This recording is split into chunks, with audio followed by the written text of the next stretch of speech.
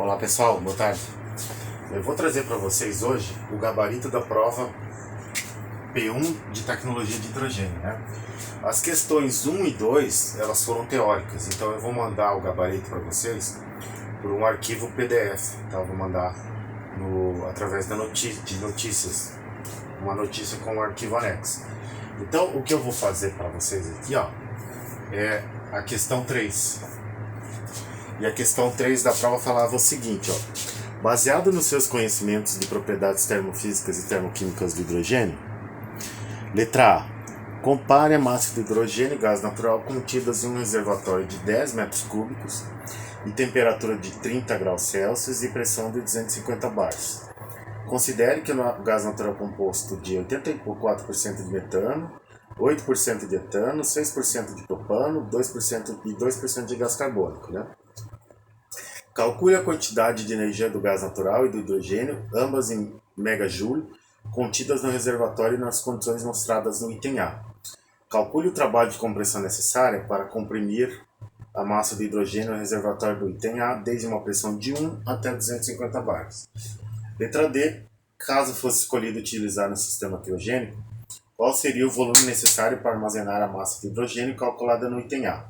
Mas agora sob temperatura de 50 Kelvin e pressão de 1 bar. Então, nesse caso aqui, pessoal, ó, nós estamos falando sobre um problema que é um problema basicamente de termodinâmica, né? Então, se nós temos as condições de pressão, temperatura e volume, então nós temos que aplicar a equação dos gases ideais, tá?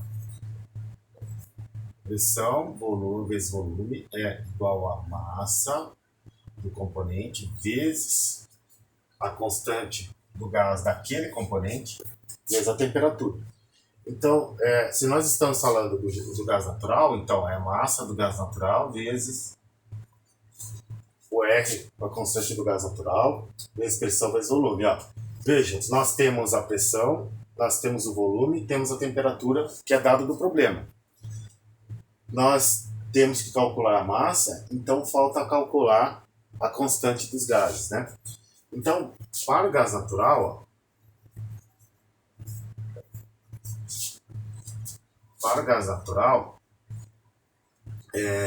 essa constante, e para qualquer uma, né, na verdade, então, quando nós temos um determinado componente J, então essa constante do componente J é a constante universal dos gases dividido pela massa molar desse componente, né? Então, qual que é a primeira pergunta aqui? Qual que é a massa molar do gás natural? Então, no caso da massa molar do gás natural, ó, a massa molar do gás natural é o somatório do produto entre a fração mássica de cada componente vezes a massa molar de cada componente. E aí a gente está falando dos componentes metano, etano, propano e gás carbônico. Então, no caso da massa aqui, ó, do gás natural, da massa molar do gás natural, desculpe, nós vamos ter que ter o somatório, né? Fração volumétrica do metano, 0,84, vezes a massa molar do metano, ó. E eu vou colocar 16, mas se não me engano é 16,04, né? Então, se vocês arredondarem, eu não descontei nota de quem arredondou, tá? Mas a fração volumétrica do etano, que é 0,08, vezes a massa molar do etano. Então, o etano tem 2 átomos de carbono e 6 de hidrogênio, né? Então, 2 vezes 12, 24, mais 6, 30. Então, aqui, 30, né? Mais a fração volumétrica do propano, que é 0,06, vezes a massa molar do propano. Então, o propano tem 3 átomos de carbono, 3 vezes 12, 36, mais 8 de hidrogênio, 44, né? Mais a fração volumétrica do gás carbônico vezes a massa molar do gás carbônico, que também é 44, né? Porque são 2 átomos de oxigênio, são 32, mais 12 do carbono, dá 44. E qual que é a unidade dessa equação, ó. Aqui a gente está trabalhando com fração molar, então é volume dividido por volume, né? Adimensional. A massa molar, ela pode ser dada tanto em gramas por mol como quilogramas por mol. Então, eu prefiro sempre trabalhar com gramas por mol, que é o mais simples, aí vocês não vão errar, entendeu? Sempre trabalhem com gramas por mol. É a sugestão que eu dou, né? E aí esse valor aqui, ó, deu... vamos calcular aqui. Massa molar do gás natural deu 19,36 gramas por mol. E aí agora a gente tem que achar o R do gás natural, né? Então o R do gás natural é a constante universal dos gases. E aí a constante universal dos gases, ó, é 8,314 Joule por mol Kelvin.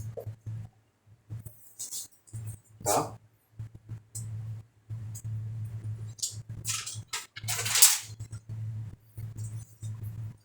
Dividido por 19,36 grama por mol, né? Então corta mol com mol. Isso aqui vai resultar em 0,429 Joule por grama Kelvin.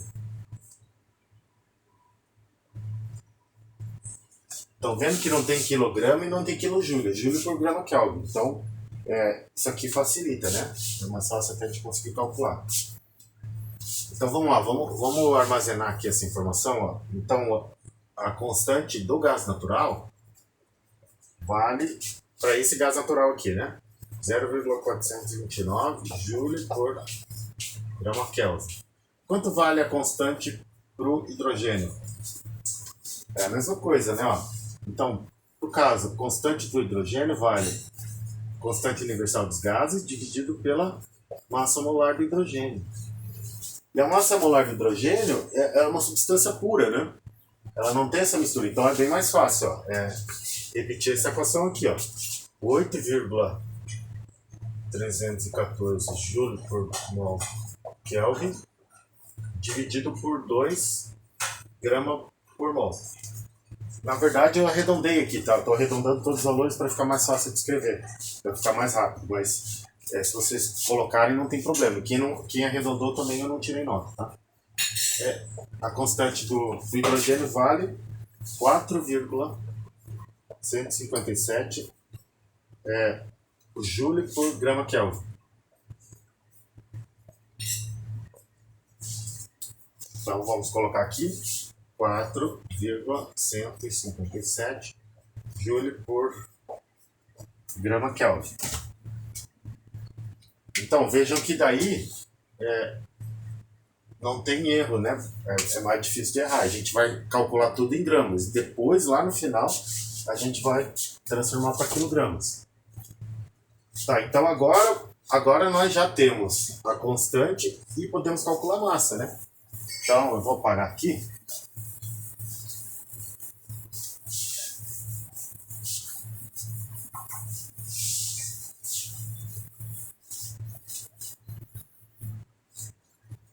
Agora, então, para o gás natural. Então, o gás natural, nós temos a pressão que é 250 bar, né? 1 bar é 10 a quinta Pascal. Então, 250 vezes 10 na quinta Pascal. E Pascal é a unidade do sistema internacional, então fica mais fácil. Volume. O volume é dado do problema, né? 10 metros cúbicos. A massa do gás natural, nós não sabemos ainda, né? Vezes a constante, 0,429 Joule por grama Kelvin. E a temperatura, 25 graus, né? 30 graus, então 303 Kelvin. 303,15 ou 303, como eu estou arredondando tudo, né? Então agora ficou fácil, pessoal, ó. Corta esse aqui com esse aqui. Pascal metro cúbico é a mesma coisa que Joule, ó. Então vocês vão cortar isso aqui Isso aqui. Então, vai passar esse cara para cá e vai subir. Então, esse cálculo aqui, ó, 250 vezes 10, a quinta vezes 10, dá 10 a sexta, né? Divide por 429, divide por 3. Isso aqui vai te dar uma massa, ó, Gn de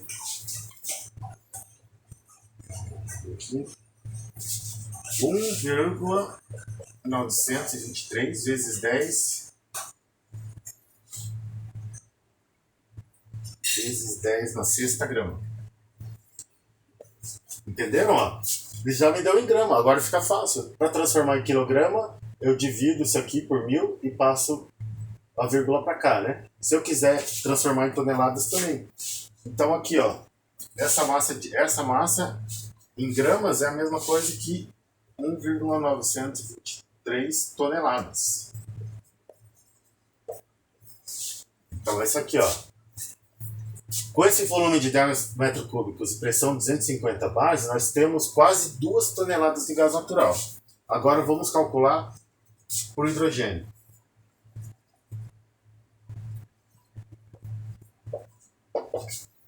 Então, por hidrogênio é a mesma coisa, né? Usando a equação dos gases ideais.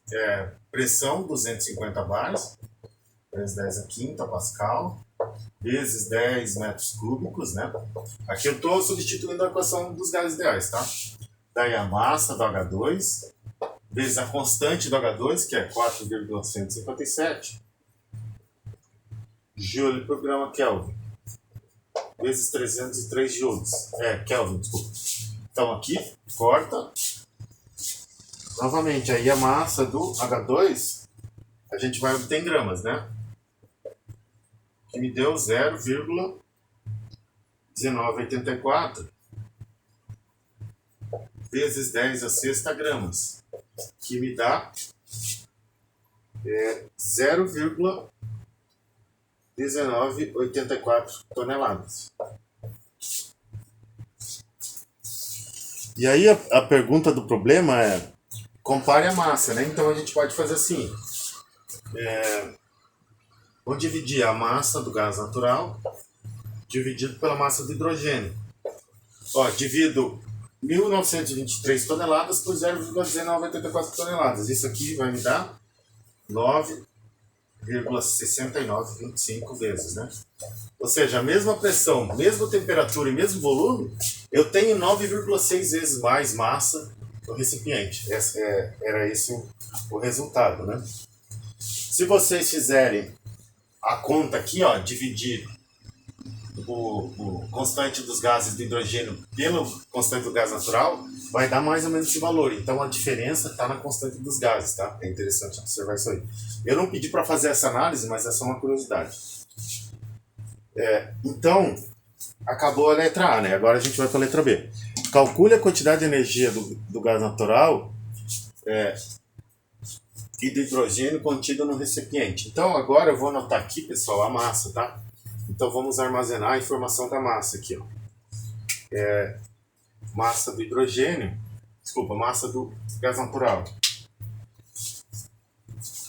Massa do gás natural foi 1,923 toneladas, né? E a massa do hidrogênio foi 0,1984 toneladas. Aí a gente apaga aqui, né? As informações estão armazenadas ali.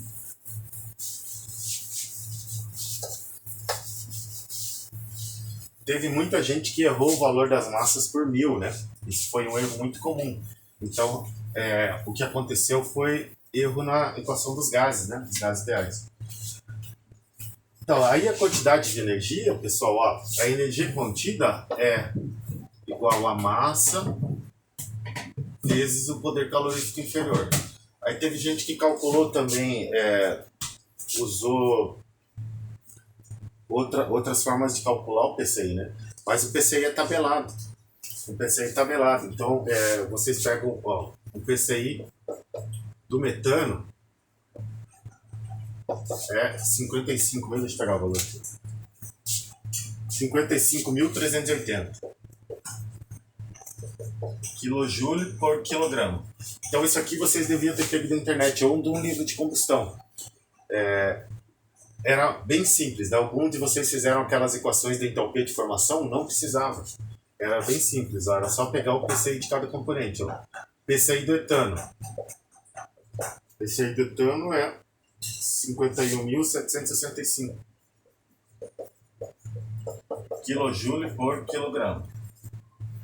O PCI do propano, que é C3H8, ele vale 50.235.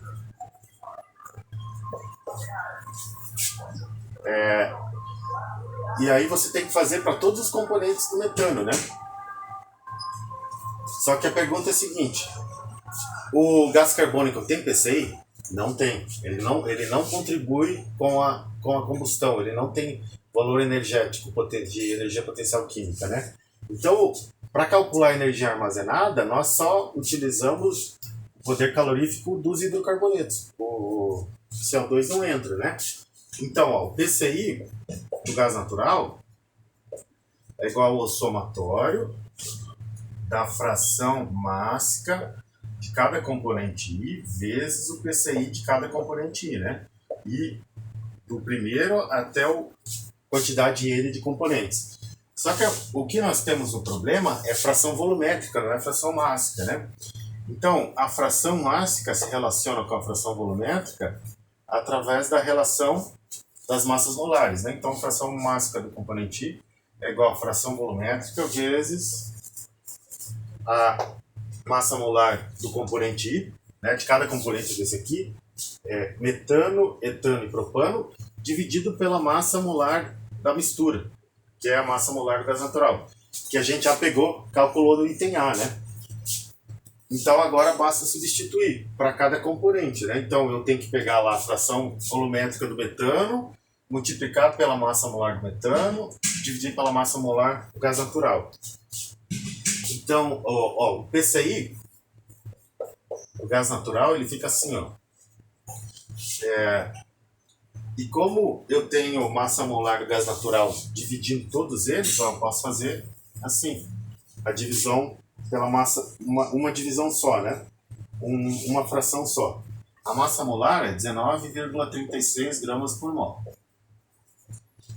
Massa molar do gás natural, né? E aí eu pego fração volumétrica do metano, 0,84, vezes a massa molar do metano, que é 16, vezes o PCI do metano, 55.380. Então, um erro comum que teve, vocês pegaram o PCI errado, né? Ou fizeram aquele cálculo de entalpia de formação. Não era necessário, era só pegar esse valor da tabela, né? E aí a mesma coisa para o etano. Etano, a fração do etano é 0,08 vezes a massa molar do etano, que é 30, né? Vezes o PCI do etano, 51.765, mais para o propano. A fração do propano é 0,06, né? Vezes massa molar do propano, que é 44, vezes o PCI do propano, que é 51.765. Todos eles divididos pela massa molar do gás natural, né? Devido a essa equação aqui, que passa para cá. Então você faz o somatório e consegue calcular, tá, pessoal? E aí o resultado disso aqui é o PCI do gás natural ficou 52.170 kJ por quilograma. Ou como eu pedi megajoule, então eu divido por 1000, né? Coloco uma vírgula aqui, fica 52,170 megajoule por quilograma.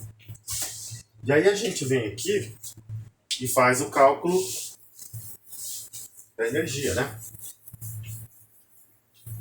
Então, para o gás natural,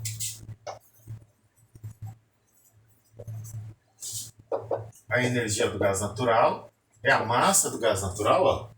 1.923 toneladas é 1.923 quilogramas, né? Vezes 52.170 52,170 megajoule por quilograma. Quarta quilograma, quarta quilograma. Isso aqui vai me dar 23.160. Opa, desculpa. Deu 100.322. Então, a energia do gás natural deu 100.322,9 megajoule. Eu posso transformar aqui, ó. Como eu tenho 1000, eu posso transformar em gigajoule, né? Ficaria 100 gigajoule, ou 100.000 megajoule. Para o caso do hidrogênio, era a mesma coisa, né?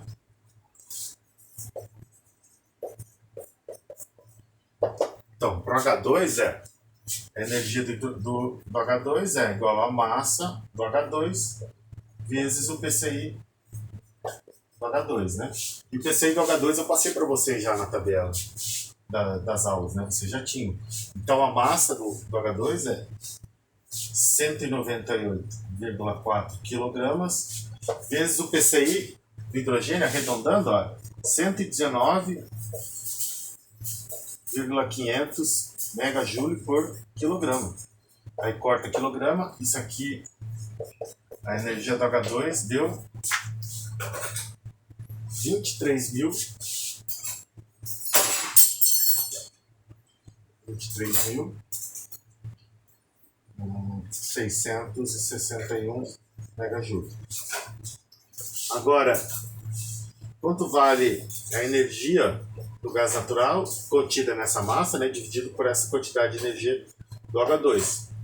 Então, o que eu estou fazendo aqui, né? Como eu peguei a massa que está contida naquele volume de 10 metros cúbicos sob a pressão de 250 bar. Peguei aquela massa, multipliquei pelo PCI dessa gás natural que eu tenho e pelo PCI do hidrogênio. E nós conseguimos essa quantidade de energia aqui, ó. Então, 100.322 dividido por 23.661 e deu 4,24. Ó, vocês lembram que o item a razão de massas ali, né, deu 9,25. Mas a razão de energias deu menor. Por quê? Porque o PCI do hidrogênio mássico, ele é maior do que o PCI do gás natural, né? É mais do que o dobro. Então, por isso que diminui. A gente tem muito mais massa, mas o hidrogênio tem um PCI maior. Então, isso que eu quis mostrar para vocês, ó. Mesmo assim, mesmo que o hidrogênio tenha um PCI maior, ainda a quantidade de energia, que é o que importa para nós, a quantidade de energia contida nesse recipiente para o gás natural vai ser maior. É isso que é importante vocês fixarem, né? Daí, agora, a letra C. A letra C, calcule o trabalho de compressão necessário para comprimir a massa de hidrogênio no reservatório do item A, desde uma pressão de 1 até 250 bar. Essa aqui também era uma questão termodinâmica, porque eu não disse para vocês como é que a gente vai fazer compressão, né? Então eu queria que vocês estabelecessem uma linha de raciocínio, baseada no que vocês sabem de termodinâmica. Se eu não sei qual é o compressor, se eu não sei qual é o tipo de bomba, qual é o equipamento que eu tenho, então eu não tenho como usar uma curva de eficiência, né? Para saber que essa que seria o ideal. Pegar da curva do equipamento e saber quanto que ele está gastando de energia. Então o que a gente faz aqui, ó? A gente usa o conceito de termodinâmica, né? Aqui, trabalho do ponto 1 até o ponto 2, estado 1 até o estado 2 é igual a integral de P dV. Isso para um trabalho de fronteira, né? Esse é o modo mais simples que vai te dar um resultado. Claro, geralmente o trabalho que acontece no compressor, às vezes ele não é por fronteira, né? Ele não é o volume de controle comprimido por um pistão, como a gente está vendo aqui, né? Mudança de volume. Às vezes é outro tipo de procedimento. Mas esse aqui, ele já vai te dar uma resposta, né? E aí você tinha que entender o seguinte, pessoal, ó. O que eu falei para vocês, né? Qual é o trabalho para comprimir quando ele vai de uma pressão de 1 até 250. Então, aqui, isso que vocês tinham que entender, né? Ele está acontecendo um processo aqui. E aí ele tem um volume inicial e um volume final. na verdade, o volume inicial e o volume final. Então, porque como ele vai sendo comprimido, o volume final é menor que o volume inicial, né? Então, aqui é o estado 2 e aqui é o estado 1. Mas como é que ele vai daqui para cá? Eu não sei, ó. Ele poderia fazer um processo assim, ele poderia ser linear, ele poderia fazer assim. Como é que a gente sabe, né? Então tem diversos tipos de compressão. Você tem compressão isotérmica, você pode ter uma compressão isentrópica, são as que mais ocorrem, né? E aí, a isentrópica é com entropia constante, é essa que gasta menos energia. Então, essa é um processo que pode ser interessante para nós, né? É o chamado processo politrópico. E aí, ficava a critério de vocês. Vocês poderiam ter feito uma integral aqui, considerando um processo isotérmico. Mas aí a pergunta é a seguinte: como é que se comporta a relação pressão-volume? Porque vocês estão fazendo uma integral. E aí, muitos de vocês erraram, porque vocês substituíram esse P por essa equação aqui, ó, PV igual a MRT. Mas isso aqui é a equação de um estado, ou seja, é a equação desse ponto ou de outro estado. Vocês precisavam de uma equação que descrevesse essa linha aqui, ó, que é um processo. E como é que é o processo politrópico, né? A relação entre pressão e volume é dessa forma aqui, ó. Pressão, volume elevado, uma constante K, é igual a uma constante. Isso significa que, para cada estado, ó, pressão 1 vezes volume 1 elevado a K, é igual a pressão 2 vezes V2 elevado a K, que é igual a P3 vezes V3 e assim por diante. Entenderam? Né? E aí, se vocês olharem no livro de termodinâmica, essa integral ela já está tabelada para o processo adiabático reversível, onde o K vale o calor específico para a pressão constante dividido pelo calor específico para o volume constante. E qual que é essa tabela, né? Qual que é esse valor? Ó? O trabalho de 1 até 2 é igual a P2 menos E2 menos P1 vezes V1. Dividido por 1 menos K. E aí, para o caso do hidrogênio, ó, a gente vai lá na tabela, isso está no livro de termodinâmica. Vocês têm que K para o hidrogênio, esse K do H2, ele vale 1,405. Qual que é o P2? Ó, o P2 é 250 bar. Qual que é o V2? O V2 nesse caso aqui vai ser o mesmo do V1, né? Então esse aqui vai ser um processo a volume constante. Então como é que a gente faz isso? Ó?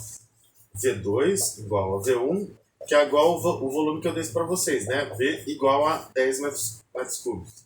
Então aqui vale 10, aqui vale 10, aqui é 250 bar e aqui é 1 bar.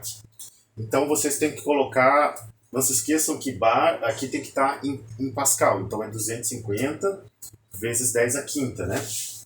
Então o trabalho de 1 até 2 ficou assim, ó. O volume, 10 metros cúbicos, vezes 250 vezes 10 a quinta, menos 1 vezes 10 a quinta, dividido por 1 menos K. Trabalho de 1 até 2... vai ser igual a 177,22 megajoule.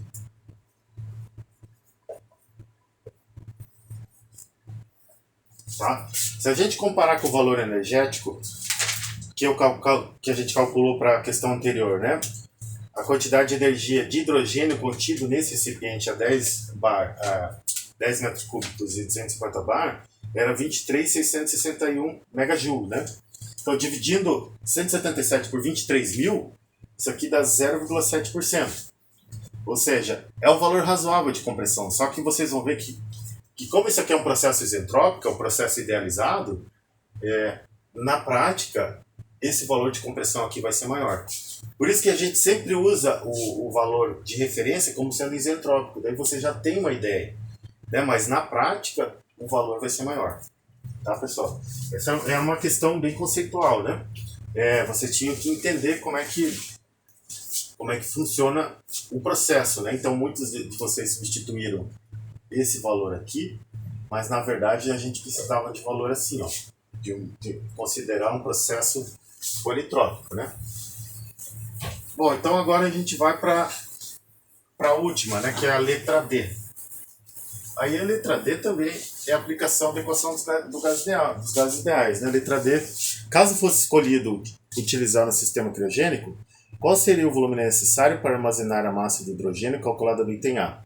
Mas agora sob temperatura de 50 Kelvin e pressão de 1 bar.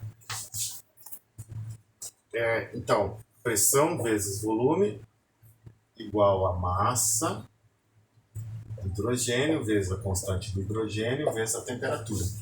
A pressão de 1 bar, então é 1 vezes 10 a quinta vezes o volume. O volume ele pediu para nós, né? Então o volume é o que eu vou calcular. A massa a gente vai pegar do item A, então é 198,4 kg vezes na verdade eu tenho que colocar aqui como gramas, né? 194 vezes 10 ao cubo gramas vezes a constante do hidrogênio, que é 4,157 joule por grama Kelvin, vezes a temperatura que deu de 50 Kelvin. Corta aqui, corta grama com grama. Aqui a pressão em Pascal é joule, então o volume deu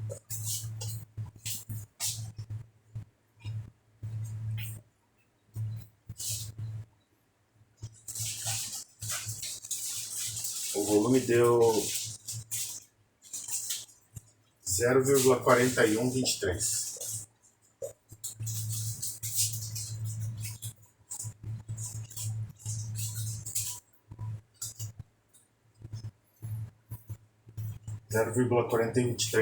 metros cúbicos, né? Então isso aqui significa volume igual a 1000 litros é igual a 1 metro cúbico, então daria 412,3 litros. Metade de uma caixa d'água de 1000 litros, mais ou menos, né? Mas o interessante é observar que quando a gente abaixa a temperatura para 50 Kelvin e uma pressão baixa, não é uma pressão muito grande, né? É um bar, o volume diminui bastante. Então, por isso que a criogenia, ou seja, você conseguir temperaturas baixas, a gente consegue otimizar o armazenamento do hidrogênio, né? Era para mostrar isso aí. Pessoal, então era isso. Eu vou fazer outro vídeo para falar um pouquinho sobre o trabalho T2, tá? Então, qualquer dúvida, vocês me avisem por e-mail.